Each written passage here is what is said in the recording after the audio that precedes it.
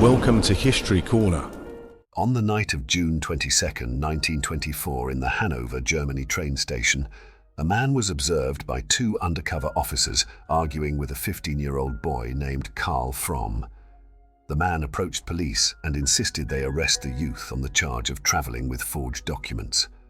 Upon his arrest, Fromm informed police he had been living with the man for 4 days and that he had been repeatedly raped by his accuser, sometimes as a knife was held to his throat.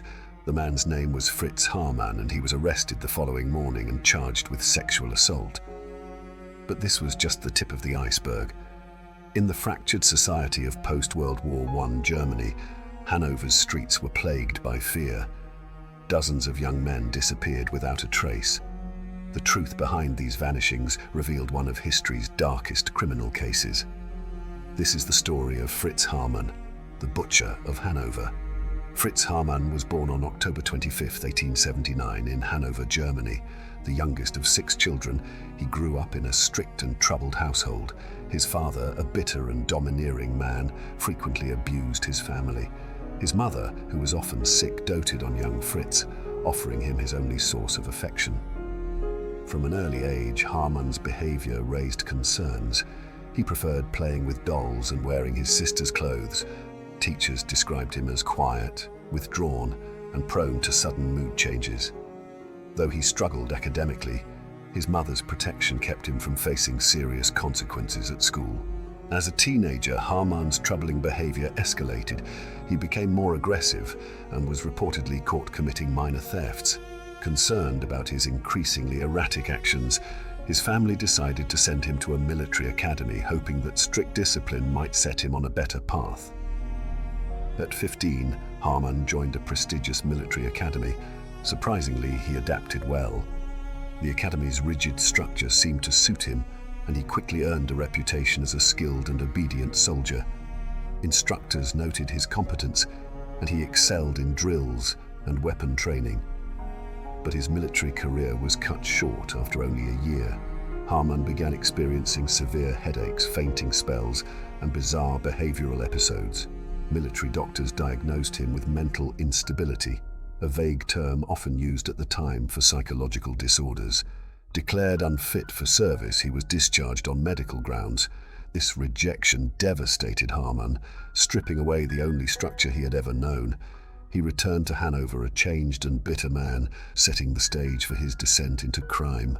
Back in Hanover, Haarmann struggled to find work or stability. He drifted into petty crime, committing theft, fraud, and burglary to survive. His criminal record grew rapidly, earning him several short prison sentences. However, it wasn't just theft that concerned authorities. Haarmann's behavior toward young men was becoming increasingly predatory. In 1898, he was arrested for sexually assaulting a teenage boy. This marked the first time he faced serious legal trouble related to his violent tendencies.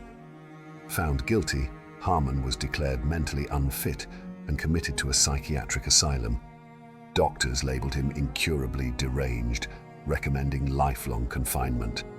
But in a shocking failure of the system, he escaped the institution after just 6 months. No serious effort was made to recapture him, allowing him to remain free. For years, Haarmann managed to avoid the law despite a growing list of crimes. World War I disrupted legal systems across Europe, further enabling his freedom. By the war's end, Haarmann had become a seasoned criminal, blending into the chaos of post-war Germany, a place where lawlessness and desperation were common.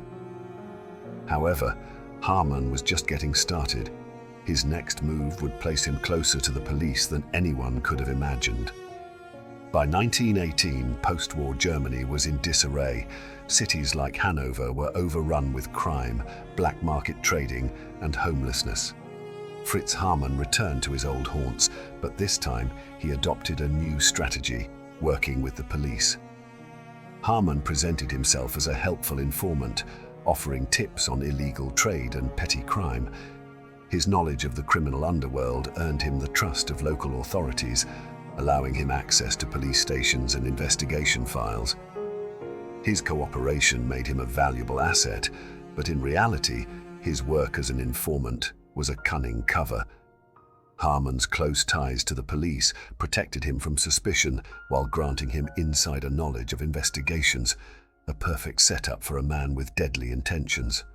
As the economy crumbled, many young men left rural towns seeking work in cities like Hanover.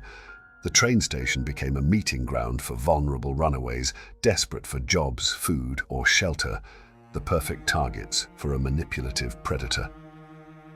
Haarmann, posing as a helpful figure, offered these young men a place to stay or promises of employment.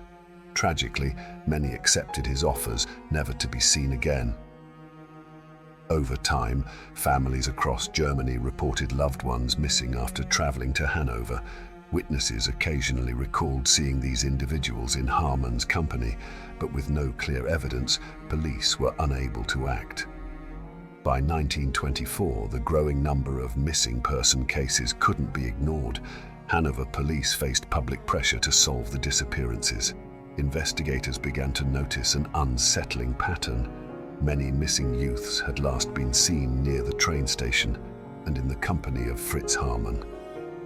Still, Haarmann's status as a trusted informant made some officers reluctant to investigate him, but when a local boy managed to escape from Haarmann and told his story, police finally launched a covert surveillance operation. In June 1924, police witnessed Haarmann attempting to lure another teenager from the train station. This time, they acted swiftly, arresting him on suspicion of abduction. What they found in his apartment defied all expectations. Inside Haarmann's apartment, investigators discovered a scene of horror: the blood-stained walls, personal belongings of missing boys, all told a gruesome story. Further searches of the nearby Leine River uncovered skeletal remains matching some of the missing young men. Haarmann confessed to raping, killing, and dismembering 24 young men and boys, the youngest being only 10 years old, in what he initially described as a rabid sexual passion, though authorities suspected the true number was higher. Haarmann would later estimate his victim numbers to between 50 to 70. His recounting of the crimes were calm, matter of fact. Even seasoned detectives were shocked at his manner. His trial in December 1924 was one of the most sensational in German history. Journalists from across Europe packed the courtroom as Haarmann described his methods with disturbing detachment. He showed no remorse. He even blamed some of his victims for their fate. After a 2-week-long trial, Haarmann was convicted of 24 murders and sentenced to death by guillotine. Upon hearing the sentence, Haarmann stood before the court and proclaimed, "I accept the verdict fully and freely. I shall go to the decapitating block joyfully and happily." The court rejected his defense's plea of insanity and ruled that he had acted with full awareness of his crimes. On April 15, 1925, Fritz Haarmann met his fate at the guillotine. His execution ended one of Germany's darkest criminal chapters. Haarmann's case exposed deep flaws in Germany's post-war legal system. His ability to operate for years despite frequent arrests and police connections prompted reforms in criminal investigation and law enforcement oversight. The case also helped lay the groundwork for modern criminal profiling techniques. Fritz Haarmann's story is not just about one man's monstrous deeds, it's about a society in crisis, a failing justice system, and lives stolen in the shadows of a broken world. Don't forget to like, share, and subscribe for more stories from history. Hit the notification bell so you never miss an update. See you next time.